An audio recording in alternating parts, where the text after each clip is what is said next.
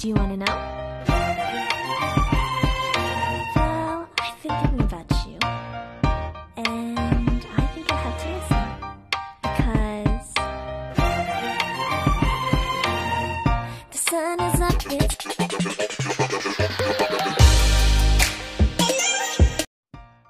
Una natin gagawin ay maglagay ng sugar dito sa ating cute na llanera. 1 tablespoon ng sugar each ng llanera. Ayan. So, after natin malagyan ng sugar, ika-caramelize naman natin ang ating sugar. So, ayan, isasalang muna natin siya sa mahinang apoy. Make sure na meron kayong tong o panghawak para hindi kayo mapaso dahil yan ay mainit. Yan. I-melt lang natin siya. Yan, pag medyo natutunaw na yung gilid niya, ikot-ikutin lang natin yan. So, antayin lang natin siyang maging light brown. Huwag naman nating sunugin at baka maglasang bitter naman ang ating caramel. So, ayan, okay na sa. Set aside muna natin at gawin na natin ang iba. Same process lang yan. Okay na, nakaramelize na natin ang ating munting llanera. Set aside muna natin yan. At gagawin naman natin ang next step. Next step ay ito. Ika-crack natin ang ating itlog sa separate bowl. Baka mamaya may sira. Kaya yan. Separate muna natin isa-isa. Baka magkaroon ng problema. Masisira ang ating mixture. So, ayan, okay na ang ating 5 itlog. Gagamit tayo dito ng blender. Pero kung wala kayong blender, pwede na rin i-mash ng tinidor ang inyong saging. So, ito yung saging natin. Kailangan tayo gumamit ng hinog na saging. Meron tayo ditong 3 saging.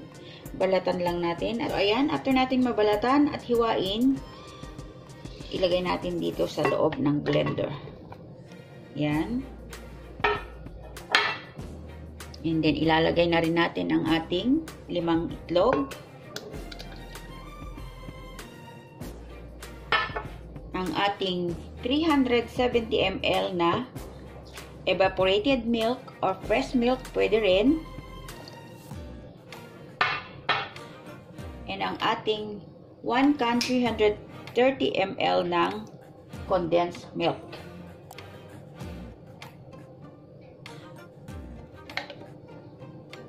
And then, meron din tayo ditong vanilla. Maglagay tayo ng 1 teaspoon. Yan.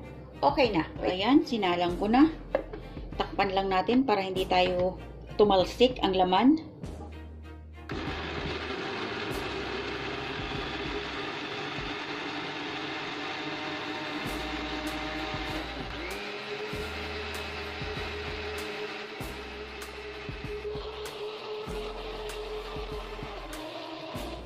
So, okay na yan. Mga 30 seconds na blend. Okay na yan ang ating mixture. Proceed naman tayo sa ating next step. So, ang next step natin is meron tayo ditong 2 cups of water or 500 ml. At meron tayong unflavored jelly dito. Imimix lang natin siya dyan. Tutunawin natin siya. Hindi po kumukulo ang tubig. Ito po ay malamig na tubig. O tap water po siya. So, ayan. Pag natunaw na ang ating jelly, bubuksan na natin ang apoy. Kailangan medium fire lang siya. Hindi masyadong malakas. Yan. Pakukuluan muna natin siya, ang ating jelly. Unflavored jelly. Ayan. Malapit na ang kumulo. Ang ginapit ko nga po palang jelly dito ay ito yung brand ng Hong Kong. Ito ay 50 grams na pure gelatin. So, ayan, kumulo na siya.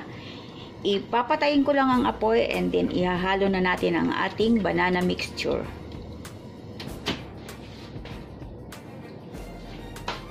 So, sa paghalo ng ating banana mixture, ito na siya.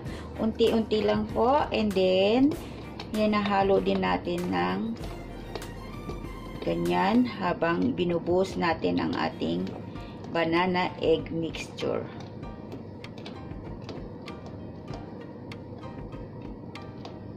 Take note po, patay po ang apoy habang ginagawa ko po ito. Ayan siya. So, ayan, pag naihalo na nating lahat, naibuhos na natin lahat ang mixture, saka natin ibubuksan ang ating apoy. Yan, medium fire lang. And then, hahayaan natin siyang kumulo ng mga 5 minuto. Habang inaantay natin kumulo, huwag nating tigilan ang paghalo. Halo-halo lang siya. Continue mixing. Yan, pagkatapos ng ilang minuto, kumulo na ang ating mixture. As you can see, meron siya mga itim-itim dyan. Yan po yung sasaging na nilagay natin. Naka-transfer na natin siya habang mainit pa. Kasi pag ito ay lumamig, mabubuo na siya.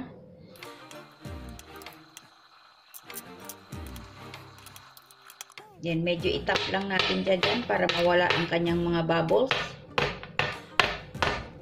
Yan. So, yan. Smooth na siya.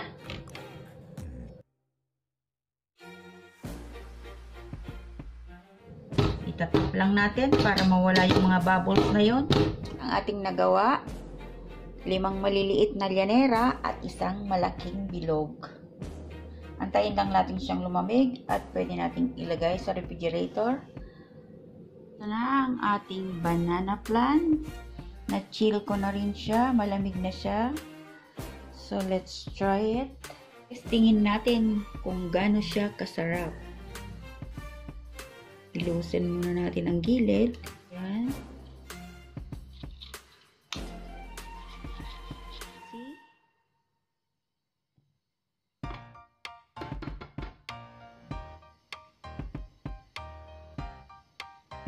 Yan. Perfect, di ba? Try it. Tingnan natin kung gaano siya kasarap. Oh, wow. Nice.